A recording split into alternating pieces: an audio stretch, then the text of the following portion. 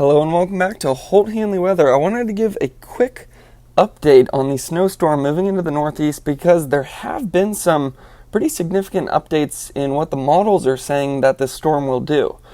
If you remember my forecast video from a couple days ago, the models were showing that there could be 20 to 22 inches of snow in some places. Well, they've really stepped back on that number. Now it's looking like maybe 6 to 9 inches. So I'm no longer calling it a major snowstorm, but some areas will still get maybe a foot of snow in some places. So in this video, first we're going to look at the precipitation type and rate that it'll be coming in inches per hour. Throughout the 25th to about the 30th is how long the snowstorm is going to last. And then we're going to look at the total snowfall accumulation for the Euro and GFS. They're differing a little bit on what they're saying. And then I'm going to give an explanation as to why the models have really stepped back on their numbers. So without further ado, let's check out the precipitation type and rate. This is starting off on Friday the 24th at 1 in the morning. And you can see the rain is about to start moving into Pennsylvania.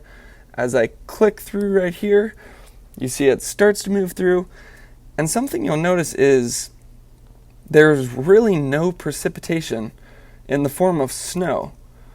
You get some rain, and then you get a little bit of a wintry mix in northwest Pennsylvania, but for the most part, it's all rain coming in.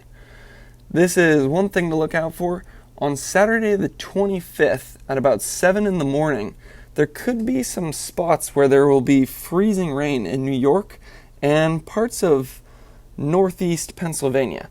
So if you're on the roadways at that time, that's something to look out for because that's when conditions can get pretty dangerous. So as I continue to click through, you can see there's some heavy rainfall coming in on the eastern sides of Pennsylvania, but still up to this point, really not too much snow. You see a little bit of a wintry mix and some snow in New York, but for the most part it's just rain. And for the most part it is some pretty heavy rain. We're seeing some yellows right here in Massachusetts, which is 0.2 inches per hour. Maybe a little shading of orange that could be getting up to the 0.5 inches per hour range. And then, so this is Sunday the 26th. This is at 1 in the morning, and you see some snow starts to come into New York. At this point, the low pressure system is right above northern New York, and then if you look off towards Vermont, New Hampshire, and Maine, that's where the bulk of the action is at this point. Again, this is 1 in the morning on Sunday the 26th. So stepping back, this is really the bulk of the storm. This is Saturday night at 7 p.m. This is when the most action is going to happen. You see Massachusetts has some heavy rain. New York has some heavy wintry mix, some snowfall. And then as we click through, something interesting happens. It looks like the bulk of the action moves off and is gone. But what happens is around a low pressure system, remember, it's counterclockwise motion. So on the west side of the low pressure system, you're going to get those winds pushing south, and that's going to bring in some cool air, which is why we're actually going to get some snowfall on the tail end of this system. Looking right here, this is 7 at night on Sunday the 26th, and you see most of New York is getting some snow at this point. So where they lack in snowfall at the beginning of the storm, they're able to make up for it a little bit towards the end. But again, much less than was originally expected. I was originally saying 20 to 22 inches in some places. I'm sorry to tell you this, but that's just not going to happen anymore. So let's check out the total snowfall. And this is looking at the Euro model. You see around the 25th, you start to see some spots in Pennsylvania and northern New York. And then moving into the 27th, you're going to see some more significant numbers, 6.5, maybe 7 inches in New York.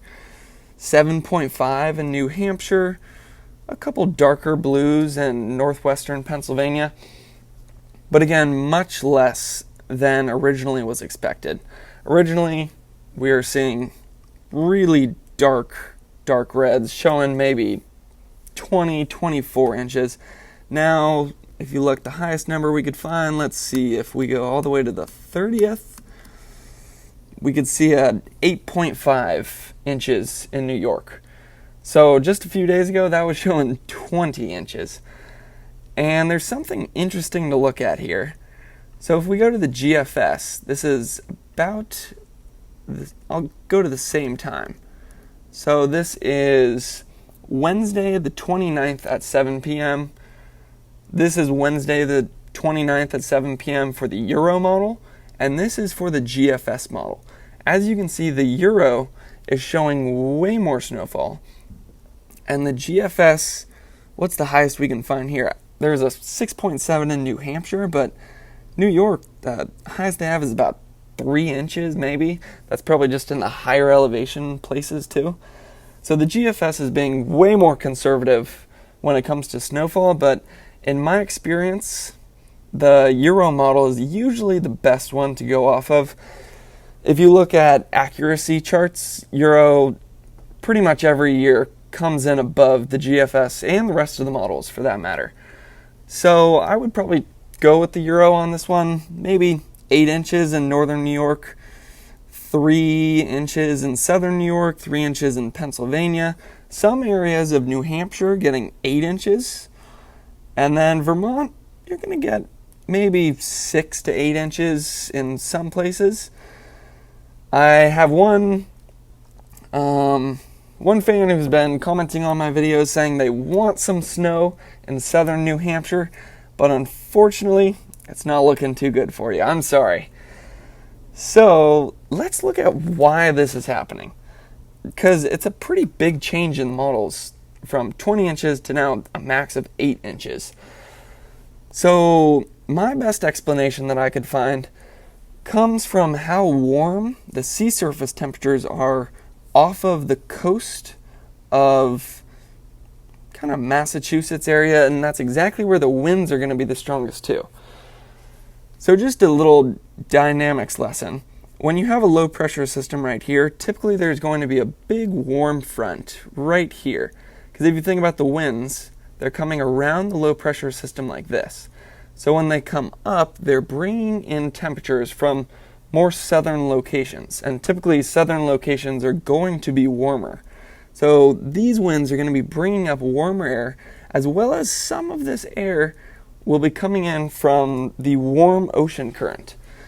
You can see that a lot better on the regional map. This is now looking at 7 p.m. on the 25th. This is Saturday night. And you can see those winds angling right off. Look how warm that water is right there.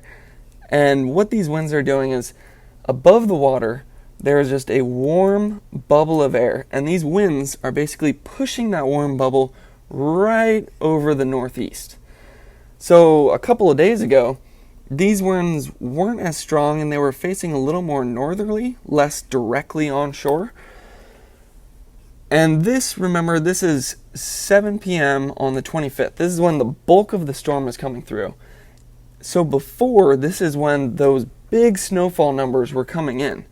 And we're not getting that anymore, and it's because of this wind bringing in the warm air. Something interesting as we click forward, though, as you get closer to the 30th, which is when we saw some of that snow coming into New York, you'll notice that the low pressure system is now over here. You can see it better on the 29th, actually. Low pressure system's over here, so these winds are actually coming south now. And what that's going to do, you can see it brought down this nice Arctic air, and that's why some snowfall will be able to accumulate towards the later portion of this storm. If you were looking for a major snowstorm event, I'm sorry to break the news to you, but if the models change that much in 2 days, who knows, it could turn back around and hopefully you'll get back to that 20-inch mark. Well, I hope you enjoyed the video and learned something. If you are excited that there's not going to be as much snow, if you're sad, let me know in the comments. And for more weather information and content, you can follow my channel at Holt Hanley Weather. Thanks for watching.